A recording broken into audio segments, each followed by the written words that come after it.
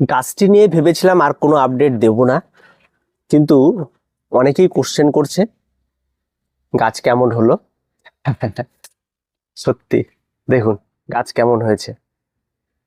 এই হচ্ছে coin plant, আর এর পরিচর্যার ভিডিওটি আগে আপনাদের দিয়েছিলাম। একদম পুরো ন্যাড়া করে দিয়েছিলাম, সামান্য একটু খাবার দিয়েছিলাম এনপিকে, আর কোনো কিছু নয়। আজকের ডেটে সে গাছের চেহারা দেখুন, আপনারা নিজেরাই অবাক হয়ে যাবেন।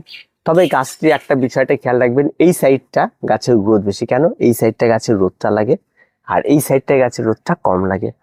তো বেশ কিছু এই সমস্ত গাছ নিয়ে আরো অনেক কিছু বাকি আছে, যেটা আপনারাও হয়তো জানবেন। মূল মূল কথা যেটা হচ্ছে, এই সময় এই যে গাছগুলো, সে গাছে কিন্তু গ্রোথ কিন্তু কন্টিনিউ চলবে। আর বৃষ্টির জল যত পড়বে এই গাছ তত ভালো হবে। তাই বৃষ্টির জলটাকে কোন রকম এই গাছের ক্ষেত্রে অ্যাভয়েড করবেন না, ফুল বৃষ্টির জল দেওয়ার চেষ্টা করুন। একদম প্রয়োজন পড়লে যতক্ষণ বৃষ্টি হচ্ছে ততক্ষণ বৃষ্টির জল এদেরকে রেখে দিন, দেখবেন দেখার মতো গাছ হবে। আচ্ছা, সেটা তো গেল। এবার আসি, অনেকেই বলছে এই যে রানারগুলি বেরিয়ে যাচ্ছে, এই সমস্ত রানারগুলিকে কি করব? কিচ্ছু করার প্রয়োজন নেই। এই সমস্ত রানারগুলিতে এই সমস্ত জায়গা দেখে ছিঁড়ে দিন। যদি আপনার মনে হয় এগুলি থেকে চারা তৈরি করবেন, তাহলে আপনি অনায়াসেই চারা তৈরি করতে পারেন। এগুলি রাখার কোনো প্রয়োজন নেই। এগুলি রাখলে কি হবে, বাগানের এই সমস্ত গাছগুলি নিচ দিয়ে অন্যান্য জায়গায় চলে যাবে এবং সেই সমস্ত জায়গাগুলিতে জঙ্গল তৈরি করবে। তাই সেগুলিকে আপনারা সাইড দিয়ে যে সমস্তগুলি রয়েছে সেগুলিকে ভেঙে দেবেন। গাছের সৌন্দর্য কিন্তু সম্পূর্ণটা নির্ভর করবে কিসের উপরে? এই যে পাতাটার উপরে, সেটার উপরে। পাতাগুলি দেখে মনে হতে পারে যে আপনার এত গ্লেজি কেন, এত কিছু দেওয়া হয় কিনা। কিচ্ছু দেওয়া হয় না এই সমস্ত। এই গাছটি এক কথায় বলতে গেলে জংলি জলজ গাছ। এই গাছটি জঙ্গলে হয়ে থাকে এবং বিভিন্ন জলাশয়ে হয়ে থাকে, এই সমস্ত জায়গার গাছ। এই গাছটা তেমন ভাবার কোনো কিছু নেই, একদম পুরো জংলি গাছ। তাই এই গাছে পরিচর্যা নিয়েও অত ভাবার কিছু নেই। তবে হ্যাঁ, গাছটিকে যদি ফুল সানলাইটে না রেখে যদি আপনি একটু অন্ধকারাচ্ছন্ন জায়গায় নেন, তাহলে এই গাছ নষ্ট হয়। গাছের পরিচর্যা এর আগে অনেকবার বলেছি, মাটির মিশ্রণ বলে দিয়েছি, সমস্ত কিছু বলে দিয়েছি। আজকের ডেটে সে গাছ নিয়ে বেশ কিছু কথা বলি। প্রথম কথা হচ্ছে, গাছটি অনেকেরই পছন্দের, অনেক কাজ করা যায় এই গাছগুলি থেকে। এগুলি নিয়ে আপনি একটা গাছ থেকে আপনি অনেক ছোট ছোট পটের মধ্যে গাছগুলি রাখতে পারবেন। আপনি জলের মধ্যে এটা যেহেতু গ্রো হয়, জলের মধ্যেও গ্রো করতে পারবেন। আপনি আপনার বাড়িতে থাকা অ্যাকুরিয়ামে রাখতে পারবেন। বিভিন্ন জায়গায় এই গাছ কিন্তু ব্যবহার করতে পারবেন।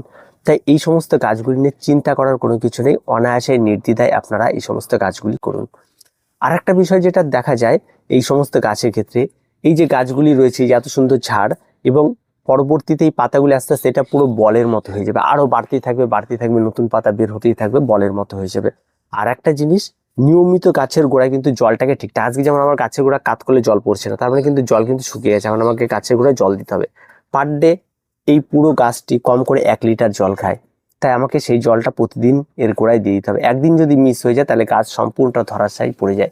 একদিন যদি গাছ পড়ে যায়, ঝিমিয়ে যায়, তাহলে কিন্তু গাছের পুরো শেপটাই যে দেখতে পাচ্ছি, পুরো শেপটাই নষ্ট হয়ে যাবে।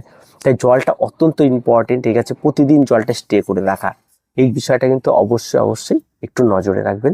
দেখবেন গাছ অনেক অনেক বেশি ভালো থাকবে, আর তেমন কোনো কিছুর প্রয়োজন পড়বে না। এইটুকু কাজ আপনাদের করতে হবে। আর তার সঙ্গে সঙ্গে গাছের রোগ পোকামাকড় নিয়ে আগেও বলেছিলাম, যারা নতুন গাছ করতে চান তারাও করুন। আর জাস্ট আপডেট বিষয়টা দেওয়ার ছিল, আরো সুন্দর হয়ে উঠেছে গাছটি, সেটা আপনার দেখানোর ছিল। তো অনেক গাছ করা যাবে, এটা থেকে যদি আরো অনেকগুলি গাছ করা যায় তাহলে আরো বাকি গাছ রাখবো কোথায়। আর কয়েন প্ল্যান্টের একটা বিষয় যেটা খুব ভালো লাগে আমার, যেটা গাছের রোগ পোকামাকড় একদমই হয় না, আর একই টবের মধ্যে দীর্ঘদিন থাকতে পারে, দীর্ঘ সময় ভালো থাকতে পারে। আর এদেরকে নিয়ে প্রচুর কাজ করা যায়।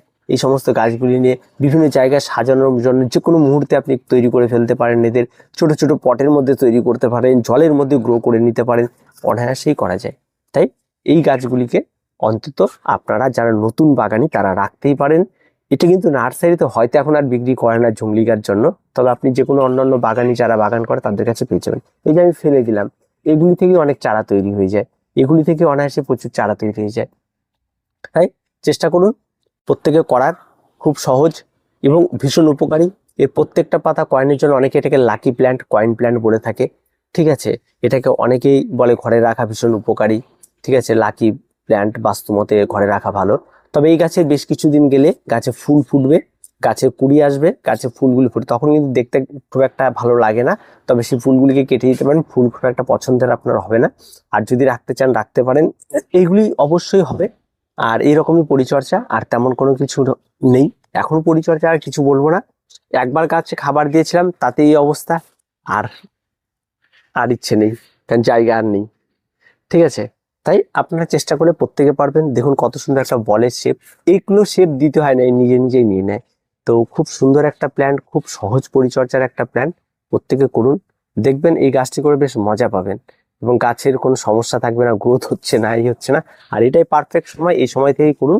অন্তত সারা বছর গাছটিতে বেঁচেও থাকে আপনার ছাদ বাগানে, শীতকালে একটু ঝিমিয়ে থাকে, পরবর্তীতে আবার মার্চ মাস পড়লে এরা ধাই ধাই করে বাড়তে শুরু করে দেয়। তো আজকে এ পর্যন্তই, দেখা হচ্ছে পরবর্তী ভিডিওতে। এই কয়েন প্ল্যান্ট নিয়ে আরো বেশ কিছু কাজ করা শুরু করা হবে, সেগুলি আপনারা হয়তো মাসখানেক পর আবার সেগুলি আপডেট পাবেন, সেগুলি প্রসেসিং চলছে।